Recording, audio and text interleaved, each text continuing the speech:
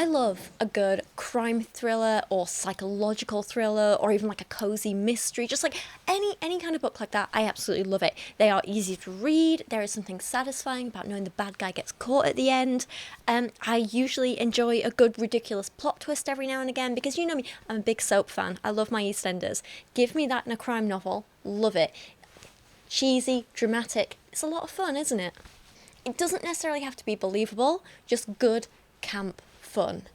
That said, I do think there are some topics which do need to be handled sensitively, and you can do that in a way that is not necessarily mocking or downplaying or even glamorizing the crime or issue happening while still being entertaining.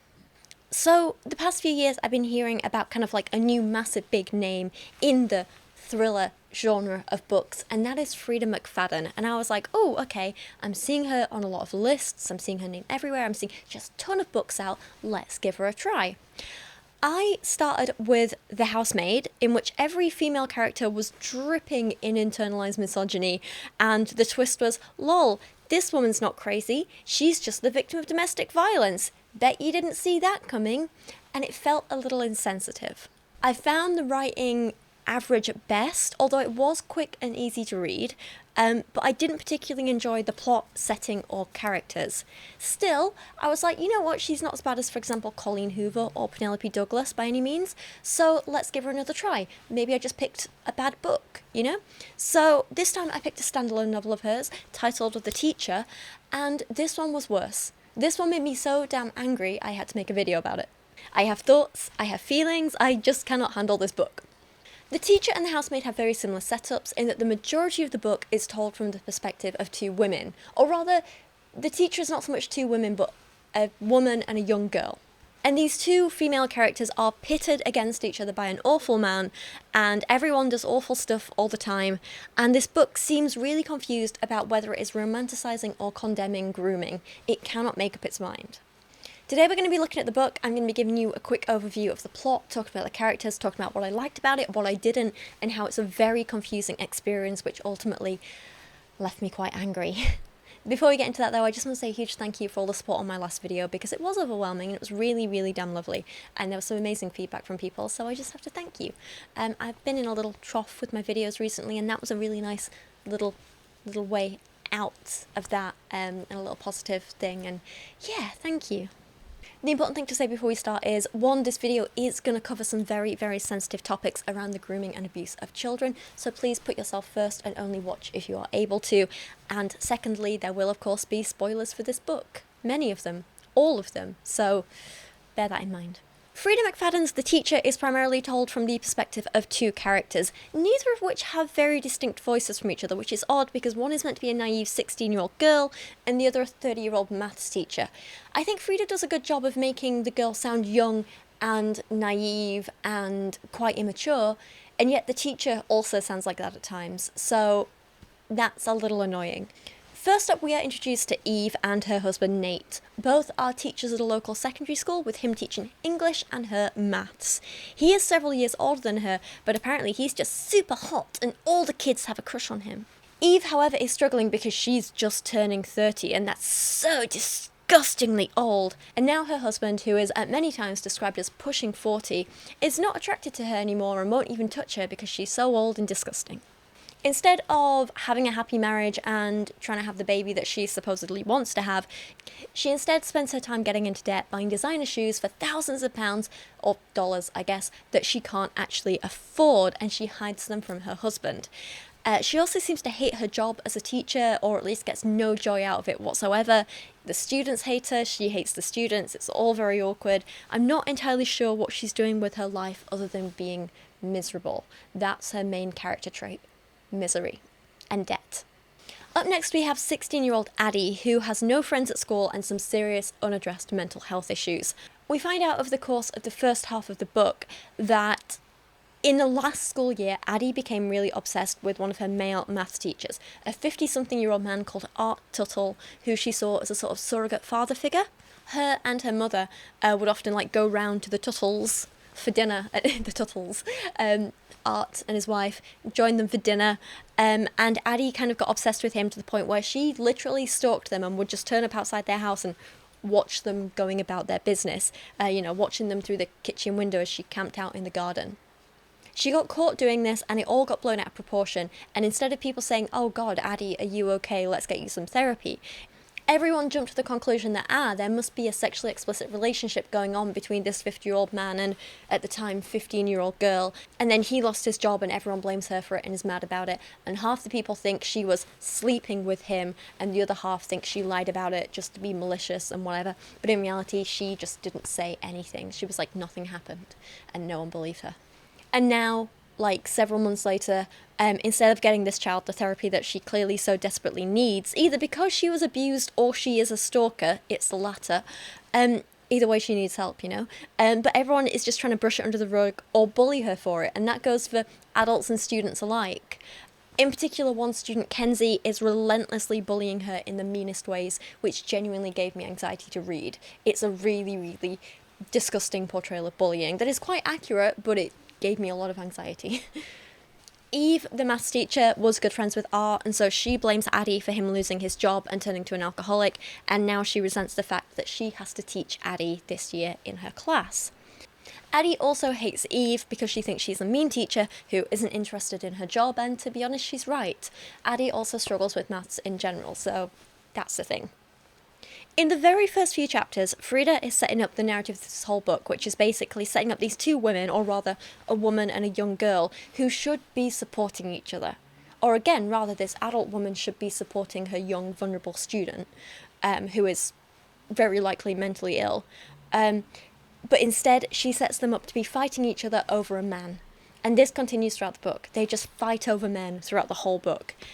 It only gets worse. They're very short chapters, so as of chapter 5, it ends with Eve saying, "I didn't want her in my class. Art is the best person I've ever had the honour of knowing, a dedicated teacher who truly cared about every single one of his students. If he weren't that way, he would have never gotten into trouble in the first place. And now, because of this girl, his life is ruined. But if I'd really thought about it, I would have known that it doesn't make a difference at all if Addie Severson is in my class. The thing I really need to worry about, Addie is in my husband's class too." We also find out at this point that one of the reasons that Addie was struggling and kind of latched on so much to her maths teacher is because last year her dad died. And about halfway through the book or something like that, we get this, it's one of the first big twists in the book, and that is that Addie actually killed her dad, and her best friend Hudson helped cover it up. So that's fun. Hudson, we are explicitly told very, very, very clearly, he turned 16 10 months ago, which is important to know, apparently. And they were studying at her house when her dad came home, his usual drunk self, and he started being abusive and aggressive, as he usually was. And he started on Addie, he started on Hudson, he lunged to attack Hudson, Addie jumped in and pushed her dad down the stairs, and he died. Instead of calling for help, calling for an ambulance, whatever, they were like, nah, let's leave him to die. Cool. And Hudson helped her cover up the murder of her father. Kind of accidental murder, but still murder. Now Hudson doesn't talk to her because apparently asking your bestie to help you cover up a little bit of casual patricide puts a little downer on the friendship, and Addie is, actually quite understandably, upset about this. Instead, Hudson is now actively hanging out with the girl who is bullying Addie, Kenzie. Addie thinks they're dating, but they're not. This doesn't make it any better because Hudson, at many times, just stands by and watches Kenzie humiliate and degrade and abuse Addie. And I'm like, that kind of feels unforgivable to me, but okay. Like I say, Kenzie's bullying is genuinely hard to read because it's so damn nasty, and honestly, it brings back a lot of bad memories for me. It's also through a lot of these bullying scenes that we learn just how young and naive and kind of immature, both emotionally and physically, that Addie is, especially the physical side, because we're told she's made fun of for a lot of things like not shaving her legs and not having developed breasts. So despite being 16, she's still very, very young looking, still very, very childlike in her appearance, and that is important to remember. One day when Kenzie is distracted, Addie randomly decides to steal her house keys just because she wants to. So even early on in the book, we're still seeing that these mental health problems and like weird obsessions and stalkerish behaviour is still affecting Addie. Again, maybe not surprising after the whole killing your dad thing, but I'll just say all the adults in this book have failed Addie and continue to fail her. About a quarter of the way into the book, we find out that Eve is having an affair with someone who works at Simon's Shoes, a shoe shop she likes to shop at. That's not easy for me to say. And she describes him like this. The voice belongs to a man wearing a dark pair of brown rockports. I glance up at the salesman standing over me, looking appreciatively at the shoes I'm holding. The salesman lowers the zippers of my boots and slides them off my feet. He has muscular forearms and strong-looking hands. Cinderella, he smiles up at me with a lopsided grin. He has a slightly chipped incisor on the right, but his teeth are white and otherwise well cared for. She calls him Jay throughout this whole book. A smile lingers on Jay's lips as his eyes fill with desire. I haven't seen my husband look at me that way in a long time, and I'll have to admit it's a rush. Enough of a rush to keep me coming back here every single week for the last 3 months. Remember the timeline. And I don't even feel guilty about it. Well, a tiny bit guilty, but I wouldn't do it if my own husband didn't act like he was scared of touching me. Now, I'm not a fan of cheating plotlines in general, as you might be able to tell if you've watched any of my other book review videos, especially of, stuff like Colleen Hoover, who just repeatedly glamorizes and excuses cheating. But this one sickens me for another reason, which we don't find out until the end of the book, but this is the one spoiler that I'm not going to give you. I'm going to keep you in the dark, but I'm going to point out a few things you need to remember, and then we will address it at the end of this video. But take note of this for now, because she constantly refers to him as a man, and she only feels a tiny bit guilty of repeatedly sleeping with him. This affair started, it started 4 months ago, but she's been going back every week for the last 3 months, so take note of that. She says, it started about 4 months ago. It was innocent enough at first. I was at Simon's to buy a pair of shoes. There was something familiar about him, although I couldn't quite place it at first. Of course, he was the sort of man any woman would notice, as handsome as Nate, but in a different way. Broad and strong, whereas Nate is thinner and lankier. We're led to believe through a series of, red herring-y clues, I did not phrase that properly, that Jay must be a married man, because there's a couple of times when he gets a phone call from a woman, there's a couple of times there's a baby crying in the background of the phone calls, and like I say, I'll tell you this now, this is a red herring. He is not a married man with a baby. But let's go back to Addie quickly, because what has been happening to her is the main plot of this book. She has slowly been groomed by her English teacher, Nate Bennett, Mr. Bennett, Eve's husband. And see what she did there? Totally original, right? An English teacher called Bennett, Nathaniel Bennett, which even in book, Addie points out, ooh, he's called Nathaniel. This reminds me of Nathaniel Hawthorne, who wrote The Scarlet Letter. I have to ask at this point, right, why is it that all the groomer teachers in books are primarily English teachers and named after famous authors? Yeah, little qualm I have. I think Frieda may have intended the grooming to be quite subtle in the first half of this book, but it's not at all. It's just very, very... Well, maybe that's me being cynical and speaking from experience, but it was quite obvious. Everyone knows Addie is a vulnerable child. She lost her dad. People think she was sexually assaulted by another teacher, all in the space of a couple of months. So when Mr. Bennett starts paying her special attention, of course Addie is going to start going on and on about how handsome he is, how much of a crush she has on him, and he basically starts love bombing her, especially about the poetry that she writes, and it's all very obvious to the reader, at least, what is happening. Addie thinks this is a reciprocal crush, it's true love, they're soulmates, but it's very clearly grooming. Addie constantly gushes over Nate, and, to give credit where it's due here, Frieda does a really good job of writing what an actual child with a crush sounds like. Addie does sound naive and young and immature, and like a teenager with a crush. She does. Let's read a couple of excerpts to give you an example. I love the way Mr. Bennett's eyes crinkle when he smiles. In the months I've been in his class, I've noticed he has 2 kinds of smile. The one he uses in class when he's trying to encourage students, but it's not as genuine. When his eyes crinkle, that's when I can tell he's actually happy. After the bell rings for class to begin, Mr. Bennett lifts his eyes from the roster. His face crinkles in a smile as the corners of his lips turn up. I get a little jolt. I'd seen Mr. Bennett a bunch of times before in the hallway, but until that second, watching him smile from about 2 feet away, I never realised how stupidly handsome he truly is. I can't even say why exactly, but there's something about the ruggedness of his features and the twinkle in his eye. Of course, he's super old. He's in his mid or even late 30s, and married, of course, to a woman who gave his homework on the very first day of school. So wrong. But I can't say he isn't hot. This class is not going to be torture. So she's got a crush. I think this is quite normal for a teenager. A lot of teenagers have crush on older adults, authority figures. It's a normal thing. It's just up to the adult in that situation to shut it down, to not reciprocate, to be the responsible person, you know? Nate starts to, as I said earlier, love bomb her like crazy. He starts flattering her about the poetry she's written so that he can invite her to join the poetry magazine club that he runs. He's basically trying to get more one-on-one alone time with her without other adults around who could protect her, and get her into situations where he can also isolate her from other students. He says things like, "Your poem is amazing." His brown eyes hold my gaze. "You're amazing, okay? You're a master of this craft, even at 16. A little later we get this passage. "I mean," he says, "your poem is amazing." Your poem is amazing. Those 4 words are so much better than "see me after class." For the first time since this stupid school year began, I feel a little jolt of happiness. Really? Oh yes. He tugs it out of my hand. The imagery is incredible.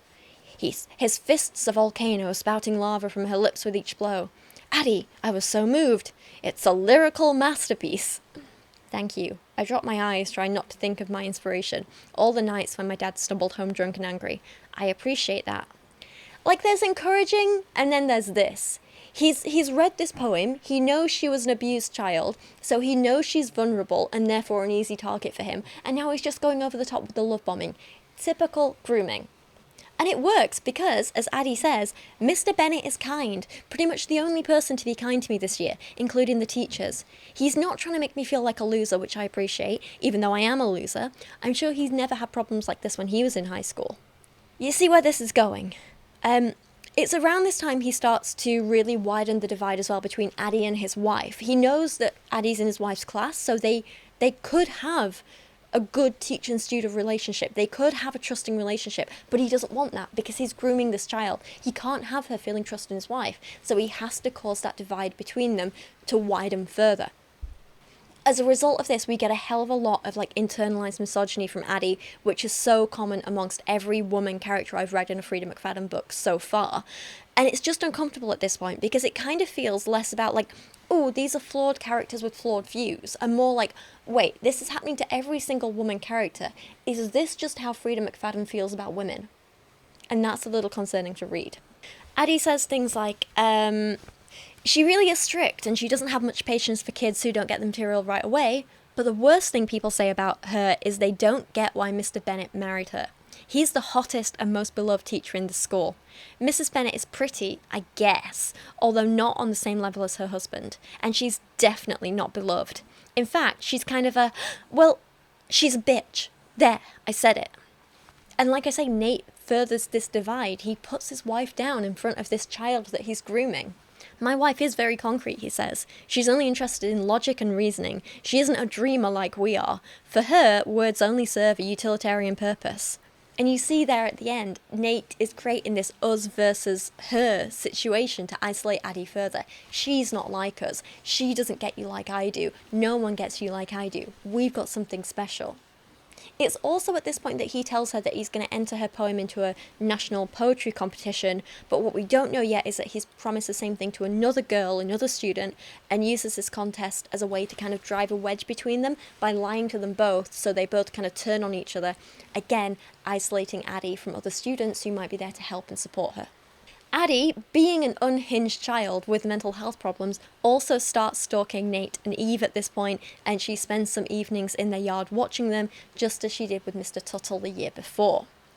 It's at this point in the book, remember those keys she stole from Kenzie earlier? Well, she uses them to break into Kenzie's house and snoop around the bedroom. The only thing of any consequence here is that she finds a note in her bedroom that Addie assumes is from Hudson, that reads, "I can't stop thinking about you, I can't wait to see you tonight." This is another red herring, but the note does have kind of some significance, even though it's not really made a big deal of. But I'm surprised that this worked as a red herring, because if it was really a note from Hudson, then surely Addie would recognise the handwriting. And if it's really a note from the person that it's actually from, surely Addie would recognise the handwriting. So this just makes no sense to me.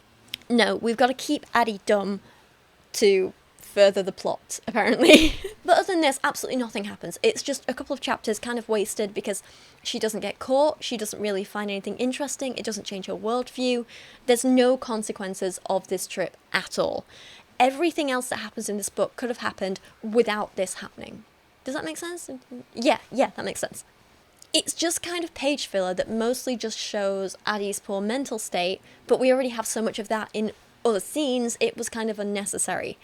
That said, yeah, her mental health is in the gutter. This is a poor kid crying out for help, and the only person who doesn't villainize her in the entire book is the man trying to groom and sexually abuse her. Around halfway through the book, Addie gets caught cheating on a maths test, and Nate encourages his wife to go easy on her, which would be lovely if he wasn't using this as an excuse to build trust with her and as the catalyst to start their sexual relationship, and by relationship I mean abuse. She is so grateful to Nate for helping her out that Addie just immediately has to hug him after school when they're alone in a classroom together after the poetry club meeting, and he immediately gets an erection, which she feels. This is so damn inappropriate in every respect, and I was so damn uncomfortable reading it. That said, I do have to applaud the book in this way, because it should be uncomfortable, it should be disgusting. It's written well in that respect. And I also have to applaud it as well because at least it sounds like an inexperienced, naive child experiencing this when Addie writes about it, you know? I never felt quite this grateful to another person before. He believed in me, he went to bat for me. Mr. Bennet hugs me back, not pushing me away even as I cling to him. The hug lasts far longer than I intended it to, but I don't want to let go of him, and he doesn't seem to mind either. But then something firm pokes me in the leg, like a roll of toilet paper. Oh my god, is that... I leap away from my teacher, horrified. I had hoped maybe I was mistaken, but when my eyes drop, I can see the telltale bulge in Mr. Bennet's pants. It's uncomfortable to read, it's really gross, and it should be. So I have to kind of applaud her for making this as uncomfortable as it should be, you know? Credit where it's due. Nate's response to this is so damn inappropriate. It's awful. Again, very uncomfortable to read, as it should be. It's no excuse, he says in a small voice, but you have to know that my wife, we have nothing in common anymore. I feel nothing for her. And then I meet you, and it's like I finally connect with someone for the first time in my life. He hazards a look at me, his face bright red. Even when he's flustered, he's so handsome. But that's no excuse. No excuse. I'm just so sorry. I wish he would shut up and stop apologising. I'm sorry. He's saying I just sexually assaulted a 16-year-old girl by shoving my erect penis, in her crotch, basically. But, it's okay, I can make excuses for it because me and my wife don't even have sex anymore because I choose not to. Shut up. He is excellent as a villain, I'll give him that. And we all know that this, I've never felt this stuff before, is a bunch of nonsense, right? Always is. It is pure manipulation, and I do have to say I do think this is one of the strengths of the book. The way the grooming and manipulation is written is pretty solid. It's slow, it's insidious, it's gross as hell, but I have to applaud that. I'm so grateful that at least for this character in this situation, the grooming is not romanticized or condoned in any way. It is portrayed as just as gross as it is.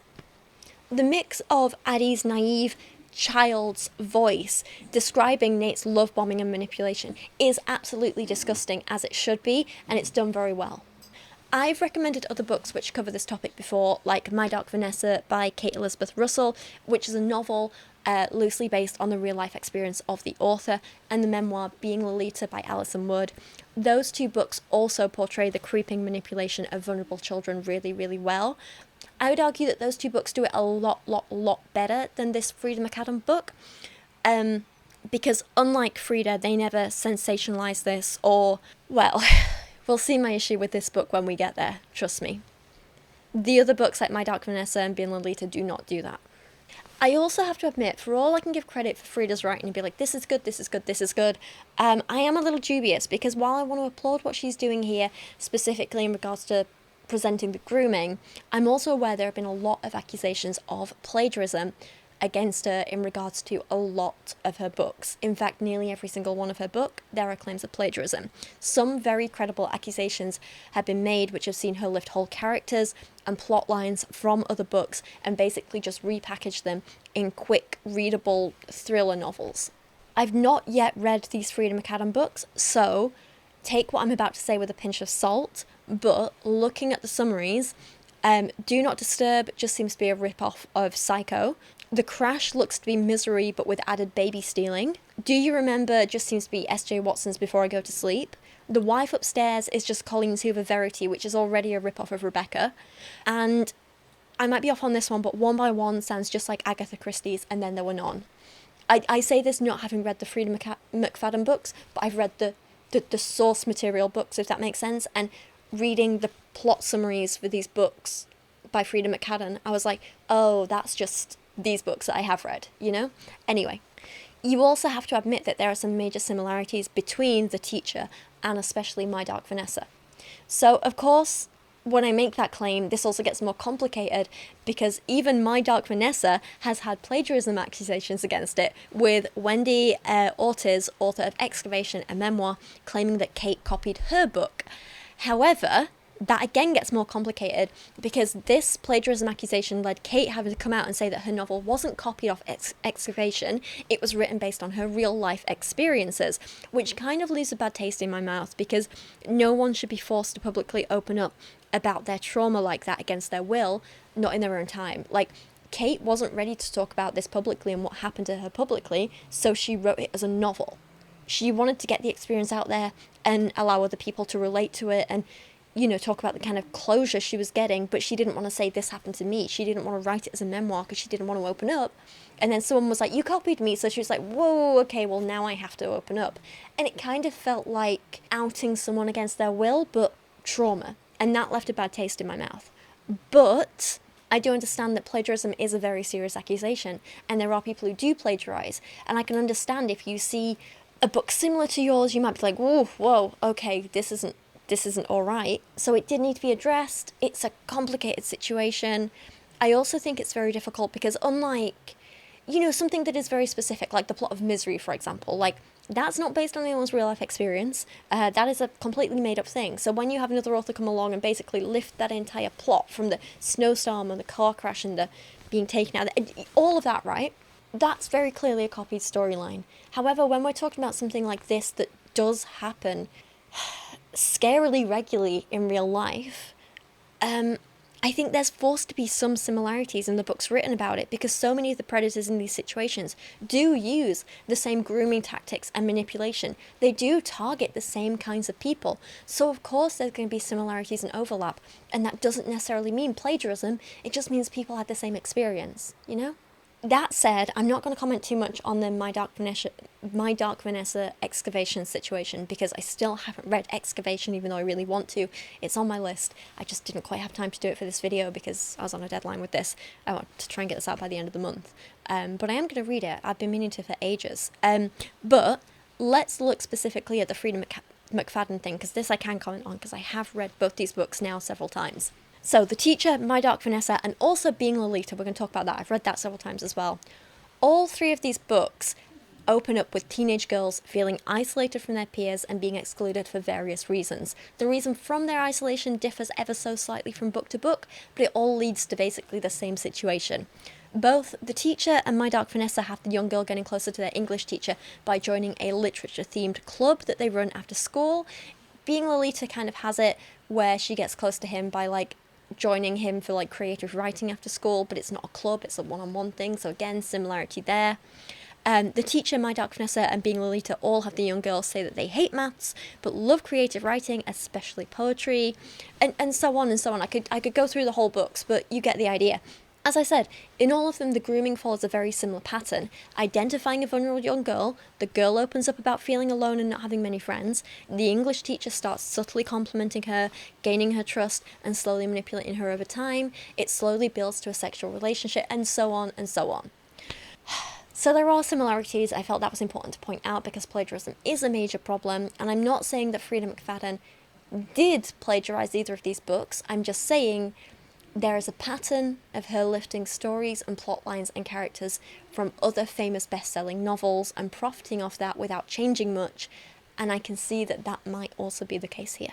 So let's get back to going through The Teacher, because after being inappropriate with Addie and shoving his erection between her legs basically, he then again starts to manipulate her to push her into believing that the affair they're about to start is entirely her idea and not just him raping her. He says things like, "I'm trying to resist you," he murmurs. "You have no idea how badly I'm trying." You don't have to. I thought that I would be the one to have to make the first move, so I'm surprised when it's Mr. Bennet who lowers his lips onto mine. It's the first time I've kissed a boy. Well, a man. Over the next few chapters, we see them secretly meet again and again and again, most nights after school, in an old darkroom, like photography darkroom. And it is just super uncomfortable to read, with him consistently pushing her physical boundaries. Like, she'll say she doesn't want to do something, she's not ready to have sex, and then the next minute he's having sex with her.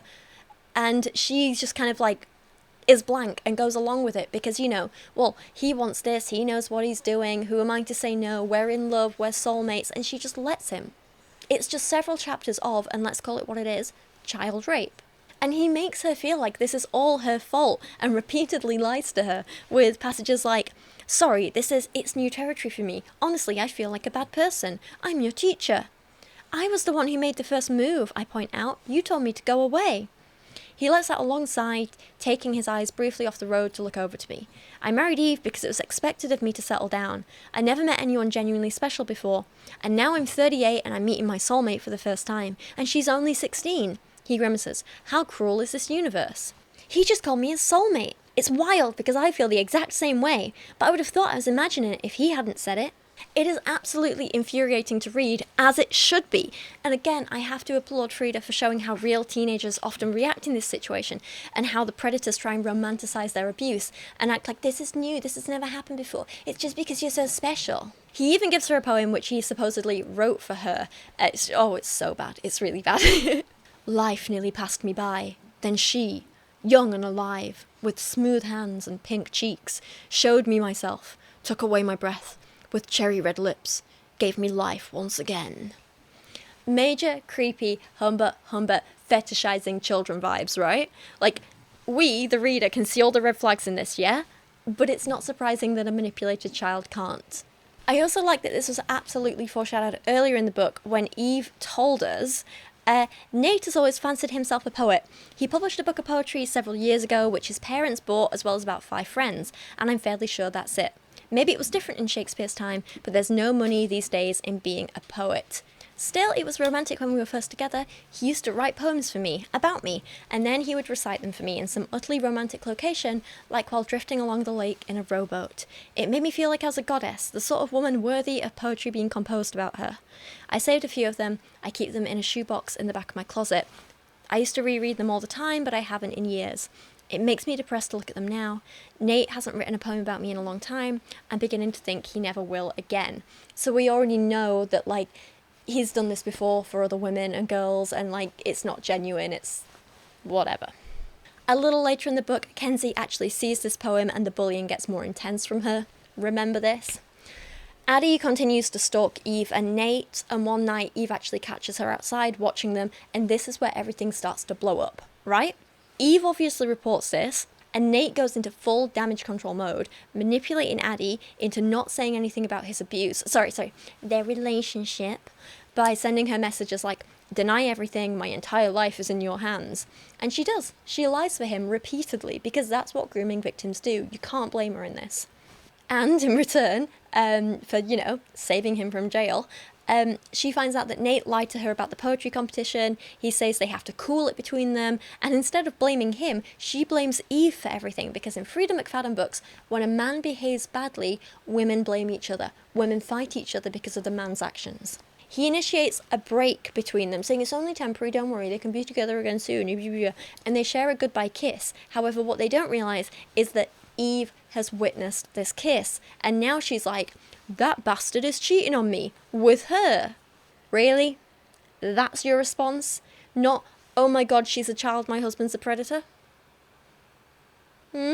Eve decides to do nothing immediately about this, and in the next chapter she starts to rationalise not doing anything to herself. She says, "I recognise that if I bust Nate now, I will ruin 3 lives. His, mine and Addie's. He deserves to have his life ruined, but I don't. If I make a scene and expose him this way, I will never be able to continue working in the school. It will be too humiliating, and the shame will taint me as well." As for Addie, the truth is she doesn't deserve it either. Whatever else I can say about her, she is only 16 years old. She's a child. It's not her fault she fell in love with her handsome English teacher. It was Nate's responsibility to keep this from happening. That's why I don't expose the two of them in front of everyone. But I do one thing. I take a photo.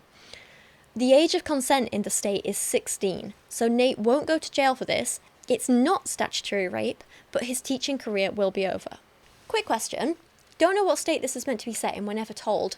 But what the hell is wrong with America that it is not illegal for an adult in a position of power and care, like a teacher, to sleep with their 16-year-old student? How is that not illegal? It should be illegal. I am flabbergasted by that. And I'm so shocked that I used the word flabbergasted. Seriously, America, you need to do a better job of protecting your kids. That is not okay. And the irony of Eve being like, she's only 16 is not lost on me, right? But we'll find out why that's ironic towards the end of this video, don't worry. I was also grossed out by her line of like, but the age of consent is 16, so it's not technically illegal. That's very in line with her character, as we find out, and it's gross as hell. And this is where I start having the real major issues with this book. If you're a 30-year-old woman, especially one in a position of power and care over literal children, and you see a 16-year-old being sexually assaulted by a nearly 40-year-old man, I don't care if that's your husband or not, you step in and you stop it. There is no excuse. You either stop it there and then yourself, or you go and get security or another teacher, or just report it to the police. You do something. You protect that child. You don't sit there and rationalize about, oh, well, you know, I don't want to ruin their life. No, allowing them to be sexually abused is ruin their life. This was the first hint to me that Frieda wasn't writing this book about grooming and child abuse with the sensitivity and seriousness that it needs. And it only gets worse from here. The closest we ever get to Eve trying to protect this literal child is her saying, I have to remind myself again that this isn't her fault. Nate took advantage of her vulnerability. I've been a teacher long enough to know that some girls are more suggestible than others. Some are more likely to succumb to a crush on their favourite teacher. It's not her fault. It's not. Which I maybe wouldn't have a problem with her saying if Eve wasn't being such a massive hypocrite, as we'll see later. To add to her hypocrisy, Eve's response to this is, Nate took advantage of a vulnerable 16-year-old, so now I'm going to text Jay and meet him and tell him about this, and you'll see why this makes me so angry at the end. You can probably guess where this is going. She meets Jay, she tells him about Nate and Addie, and then she goes and gets drunk. When Nate comes home, she confronts him, and he immediately starts gaslighting her. That's crazy, he laughs. Come on, Eve, you really think I'd do something like that with Addie? He shakes his head. Where would you get such a silly idea? I think you've had a bit too much to drink. Do you want me to make you a cup of coffee? I hate this, as we should. It's accurate, but I have to commend how it's written. This is textbook gaslighting. This didn't happen, you're crazy, you're drunk. Yeah, I was gonna say we've all been there. I've been there. It's horrible. I always say in my videos I'm against romanticised abuse in novels, but I'm not against abuse in general being portrayed in novels. I think it's an important thing to show people and write about and tell people about, as long as the abuser is portrayed as the villain for the abuse that they're inflicting. That's why I have to commend Frieda for writing Nate as a villain. You know, he is not portrayed in a good light. His grooming is not romanticised or downplayed or condoned, and I have to commend that. However, wait for the end of this video. Like, sure, in the book, Addie is taken in by his manipulation and the grooming, but the audience is always led to believe that he is the villain, that his actions are wrong, and I have to commend that. Eve tells him that she wants a divorce and she needs him to quit his job. Completely reasonable requests, probably less than he deserves, but you know. And she even tells him, you can still teach. You can teach adult education, but no children, never again. Eve, come on, he chokes out. I can't possibly agree to that. All the other stuff, fine, but I'm not going to give up teaching high school. We hate him, right? Oh, of course, a creepy groomer is not going to stop having free access to his victims. I hate it. I hate it. Ugh. During this whole confrontation, Eve repeatedly refers to Addie as a little girl. So let's be clear, at this point, she is completely aware that a 16-year-old child is a little girl. She is aware that these children are children.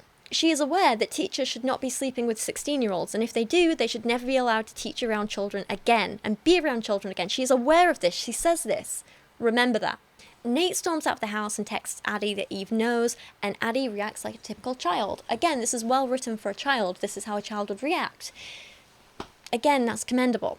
I throw my phone down on the bed in frustration, tears brimming in my eyes. I manage to hold it together just until my mother's car drives away, and then I let loose with loud, ugly sobs that must make the whole foundation of the house shake.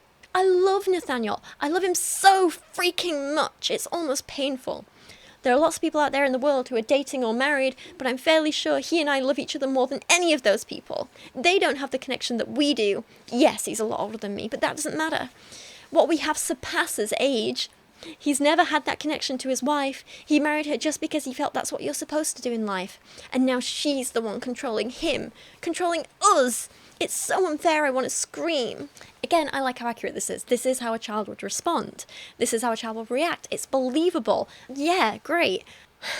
What I cannot commend is every single thing that happens after this point in the book.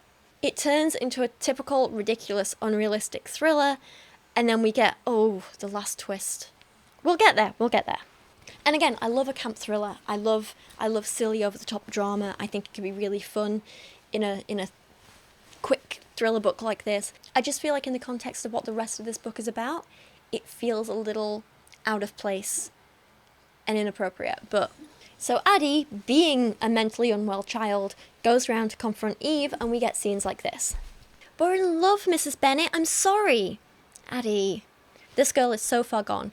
Maybe I should go to Higgins after all. Maybe it's the only way to get this to stop. But I do want to try to spare her that. You have to understand that Nate is a lot older than you. A lot older, and he's your teacher. It's so inappropriate to be in a relationship with him, and honestly, he's taken advantage of you." She doesn't like hearing this, which is not a surprise. "He's not taking advantage of me, I promise. You don't understand. Maybe you've never experienced anything like what we have, but if you had, you would understand." Oh Lord, she is so brainwashed. "I do understand," I tell her gently. "I know how you must feel, but it's not healthy. You should have a boyfriend of your own age." Again, realistic for a groomed child to be saying this and acting like this, and it's nice to see an adult in the book acknowledging how wrong this is, but just you wait. Remember this. And then they're having this conversation, they're having an argument, Addie's having a cry, blah blah blah, and then she hits her with a frying pan. Addie hits Eve with a frying pan. Basically kills her. Dead on the floor, or so she thinks. That happens. Addie's in a panic. She calls Nate. She's like, "Nate, killed her. What am I going to do?" And he's like, "Oh, for God's sake." And he comes running back and he's like, "Ugh, I'm going to have to cover this up." And he sends Addie off to go find some blankets to wrap the body in so they can go and bury it. But it turns out, Eve isn't actually dead. So Nate's like, "Oh no, better kill her." And then he hits her with a frying pan. I shouldn't laugh, but it's so ridiculous.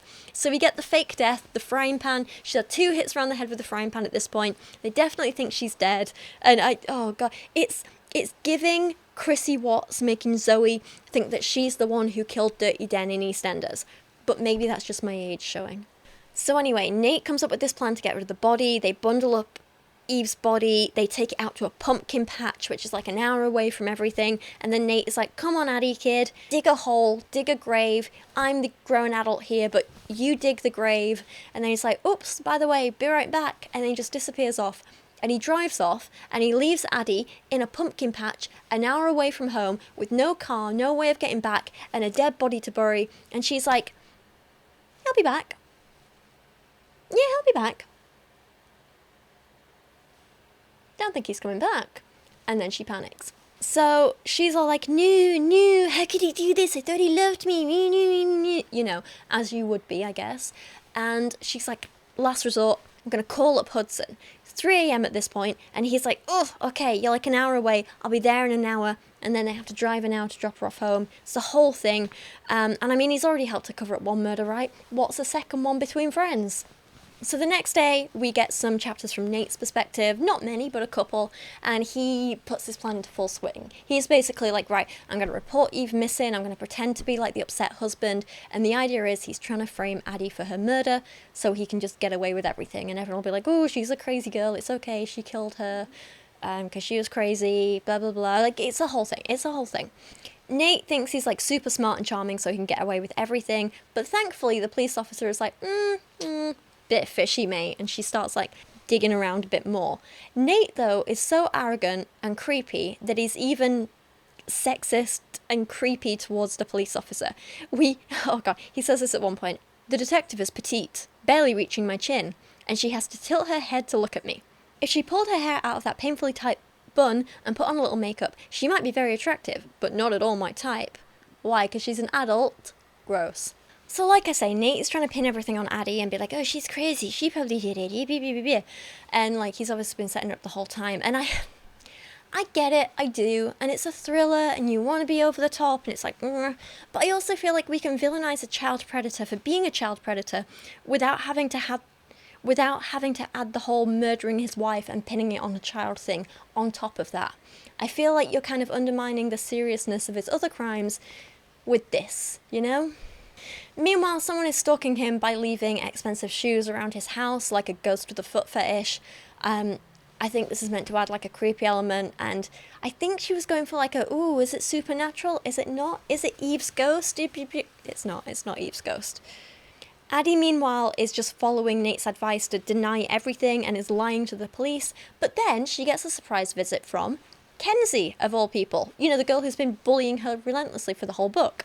Kenzie has a shocking revelation. The reason she has been bullying Addie this whole time is because she was jealous, because she had been sleeping with Nate the year before, and it got called off because of the whole Addie and Art Tuttle situation, and then Addie started sleeping with him and he gave her the same poem that he gave Kenzie, and then Kenzie realised and she got even angrier at Addie, and that was the reason for the bullying. Once again, we had a case of two young girls fighting with each other and hurting each other because of a man, fighting over a man. Ugh. Now, I liked the whole reveal that this isn't the first time he's done something like this, because with predators like this, it rarely is. We all knew he was a creep, whatever. The clues were there, you know, that note in Kenzie's bedroom, that was written by Nate, not Hudson. But again, like I said at the time, like, Nate was Addie's teacher that she was obsessed with. He was writing notes on all her class assignments and poems. Like, how did she not recognize the handwriting? Feels like a plot hole, not the point. We also learned, though, that Nate targeted Kenzie because she was also vulnerable at the time because her little brother had cancer. So again, he's showing a pattern of behavior. I think it's good to include this in the book, I really do. I just hate that she had to write it as not just like, this man abused several girls, but it's like, oh, look, here's these girls abusing each other over a man. Like, I felt, it wouldn't be so bad if it was a one-off situation. But because all Freida McFadden's books seem to end up like this, with women hurting each other over a man, like, it just leaves a bad taste in my mouth. What's also super gross that we learn is that while Nate targeted Addie when she was 16 but looked like a child, he targeted Kenzie when she was just 14. That's when it started with her. 14 years old. Ugh, disgusting. Even younger, and also definitely under the age of consent. So that is statutory rape. It absolutely is. Addie doesn't believe her at first, but then within a couple of pages she's like, no, okay, I believe you now. And then they go to the police. Yay! She finally realises, I always thought Kenzie seemed so mature, but right now she looks so young, like a little girl. She was only 14 when Nathaniel slept with her. 14. And Nathaniel, he's almost 40. He's an adult, our teacher. I was hurt when I realised that Nathaniel lied to me, but this is the first time that it all hits home. What he did to us was truly horrible, unthinkable. And I have mixed feelings about this section of the book, because on the one hand, it's nice to see her come to this realisation at all, but on the other, it feels really rushed, and I can't help but feel like it undermines the seriousness of the issue because of how it usually all plays out in the real world and how rushed it is in this novel in comparison. I much preferred how it was handled in My Dark Vanessa, for example, and Being Lolita, where it showed that sometimes it can take years to unpack what happened to you and realise how serious it was and the damage that was done. I feel like that was far more realistic than just, oh, one person told me a thing, and then I denied it, and then half an hour later, oh no, I suddenly realised how wrong everything was, and my worldview has changed, and let's go to the police, and everything is good now. It felt rushed and unrealistic in the Freida McFadden book. It's also undermined by another plot twist that happens straight after, so we can't even concentrate on this happening, because all of a sudden we're told that, oh wait, Eve wasn't actually dead. She had 2 fake deaths, and she wasn't really buried in a she was buried in a pumpkin patch. She was buried alive in a pumpkin patch by Addie, and she clawed her way out, and now she's been stalking Nate for days by leaving shoes around his house to freak him out. Or something ridiculous something. They also conveniently buried her with her bag and mobile phone, so once she got out of the grave, she was able to call Jay to come pick her up around 5 a.m. He arrived around 6 a.m. He saved her, got her cleaned up, that's the thing. And she concocts a plan with Jay to kill Nate. Again, it's so melodramatic, it's hard to take this book seriously when all this is happening. Buried alive in pumpkin patches and hit with frying pans and... anyway. So they concoct a plan. They get Nate to drive out to the pumpkin patch to check if she's really still buried there, and while they're there they ambush him, and then Jay hits Nate with a rock and kills him, and they bury him in the pumpkin patch. And then we get another shocking reveal that the poem that Nate wrote for Addie, that he actually wrote for Kenzie, he actually originally wrote for Eve, and he's been recycling it for years and years and years and years and years, like 15 years. Eve says, many years ago, back when I was 15 years old, and he was my English teacher, fresh out of college, he swore to me that I was his soulmate. Again, I have such mixed feelings about this, because on the one hand, yes, let's show a pattern of behaviour, and that he's disgusting and evil, but on the other hand, I feel so icky having he groomed this girl, and this girl, and this girl, and surprise, he groomed this girl, be your, like, thriller, your, like, cheap thriller plot twist. Do you know what I mean? I feel like it's intended to shock the audience in a soapy, cheesy way, not in a way that actually takes the crime seriously, and I just have very conflicting feelings about it. And that's where the book ends, except the epilogue. The epilogue with one final shocking twist that makes me hate this entire book so much. So far, there have been flaws, but I think they're forgivable. Because at least the bad guy was the bad guy, right? He was painted as the bad guy, he got his comeuppance, he died. The abuse was never glamorized or romanticized, right? So, the epilogue. It is 6 months later, and Addie is now dating Hudson, and she says that everyone believed Nate just vanished. No one knows that Eve and her lover Jay killed him. Eve pops back up to the police and it's like, oh, don't worry, nothing happened, I just went away for a weekend. And Addie never actually faces any punishment for attacking her and burying her alive. She just gets away with that, so there you go, that's fun. She says, as for Mr. Bennett, it turns out that Kenzie and I weren't the only soulmates he had among his students. It makes me sick when I think about it sometimes. I feel so stupid. Yeah, we all saw that coming, that is fine. Addie finally gets some therapy. Finally. Took like 300 pages, but here we are. Actually, I don't think the book's that long. I'm exaggerating, but anyway. Eve resigned. She left town. We don't quite know what she's doing now, but then the final reveal. Addie and Hudson are heading out with some friends, and one of them doesn't call him Hudson. He calls him by his nickname, which is short for his surname. His surname is Jankowski, so all his friends just call him Jay. Yeah, Jay, as in that Jay. And this is it, the final twist of the book. Hudson and Jay are the same person.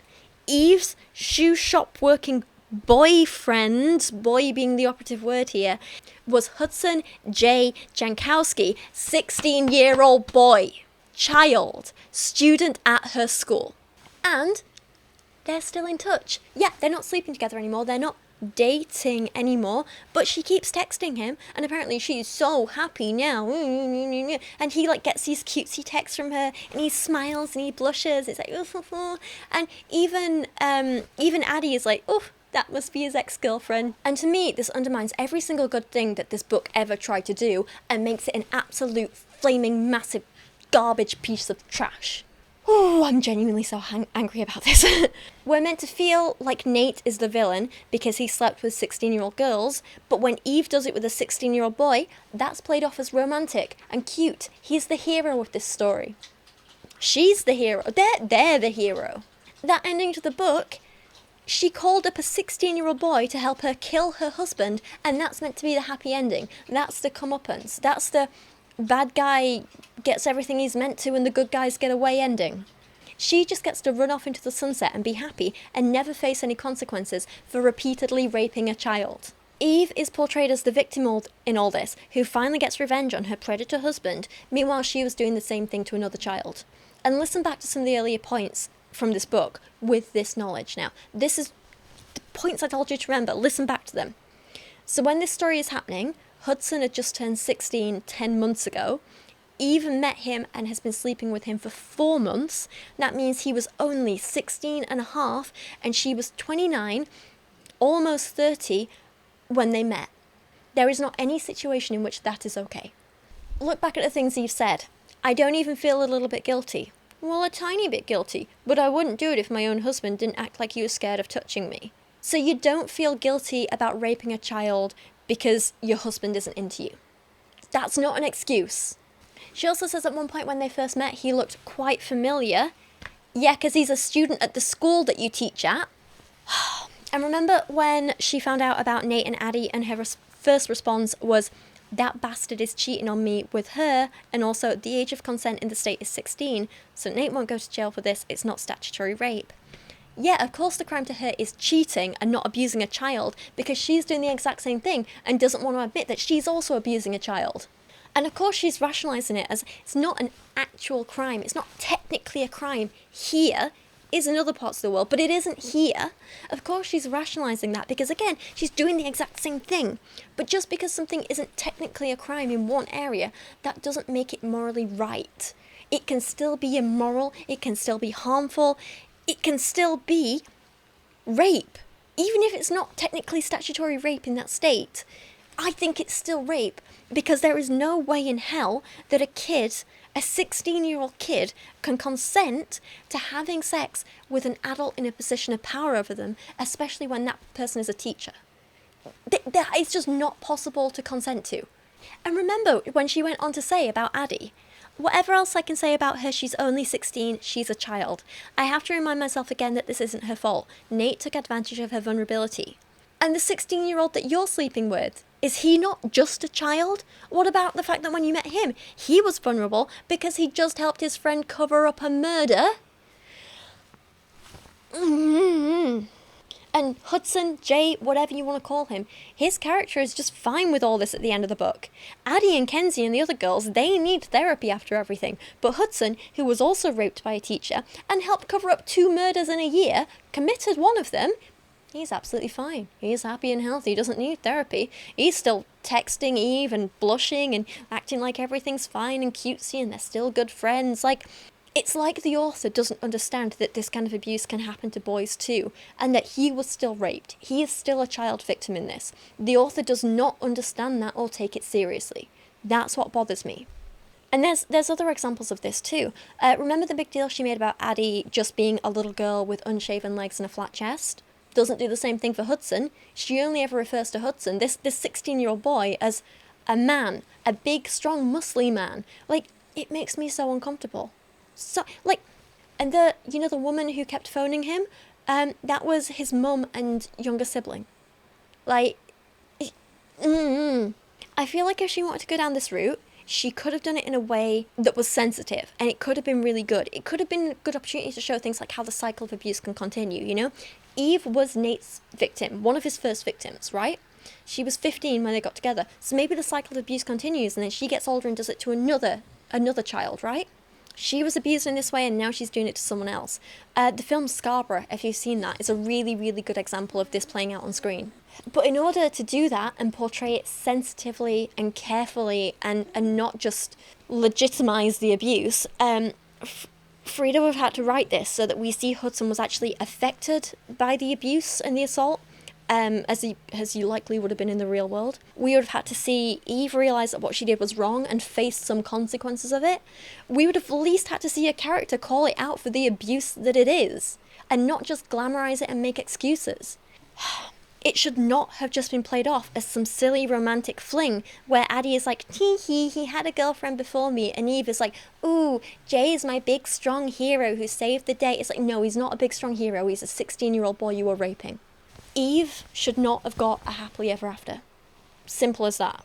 Thanks to the epilogue, the message of this book overall is grooming is bad when a man does it, but it's cute when a woman does it, and I hate that. In some ways, I think this book may be worse than other books which just flat out romanticize grooming, you know, like the Zodiac Academy books, for example. Because at least in those situations, you can argue that the author is ignorant, you know? They're romanticizing all grooming, so the author's just ignorant and producing something harmful. In this case, we know Freida McFadden knows grooming is wrong.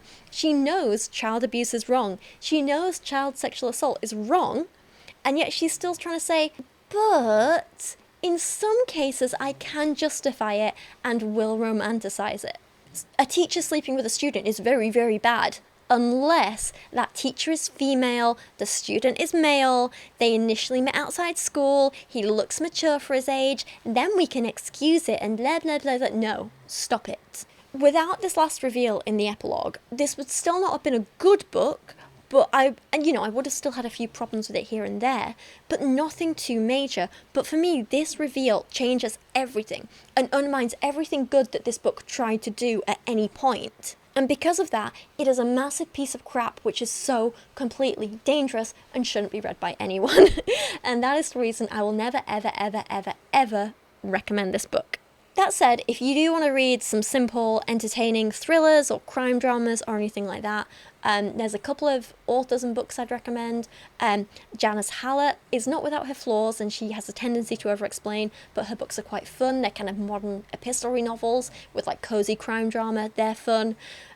Love Peter James. He has crime dramas set in Brighton. Richard Osman is very cozy and nice crime dramas. I like Gillian Flynn. Daniel Handler's The Basic Eight has stuck with me for like the last decade. That's a great book. Elizabeth Thomas, even Stephen King, to be honest. Like, there's so many others that I can't even think of right now, but there are a lot of better options out there of thriller authors to read that are not Freida McFadden.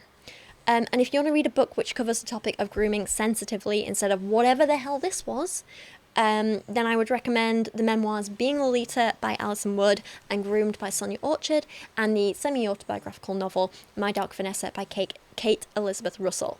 I haven't yet read Excavation by Wendy Oates, but I think it's probably worth mentioning too because I've seen a lot of very good reviews about it, and I have faith in those reviews. So, that was my ranting for an hour and a half. I'm hoping I get this video down to an hour. We'll see.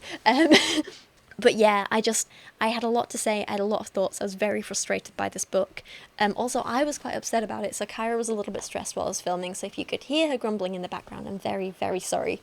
I'm going to go take her out for a walk now, and hopefully that'll keep her nice and calm and happy. But yeah, for now, thank you so much for watching. If you'd like to go follow me over on Instagram, you can do. I'm at Rachel Oates, and I post lots of fun, like just stuff from my everyday life over there, some nice photos. I do a lot of gig photography, which is fun. So if you like live music and bands, you can see a lot of that over on my Instagram. I also post over there on my stories every time I post a new video to YouTube, whether it's here or my second channel. So if you want to follow me over there, you'll usually always be kept up to date on my videos and my content. If you want to see shorter clips from my videos, then you can check out my second channel, and I also post some little other bits of original content over there, like makeup videos or little vloggy things, or me just casually talking about books that I like, a little bit of everything. So there you go. I know a lot of people don't have the time to watch long form content, so with a lot of the longer videos I cut them down into interesting little clips and post them over there that are like, 5 to 10 minutes long. But yeah, that is me done for now. Thank you so much for watching today. Thank you to everyone who is supporting me over on Patreon, who has supported me by buying my merch or my books or anything like that. You're all wonderful and I appreciate you so much. And I will see you again very, very soon. Bye.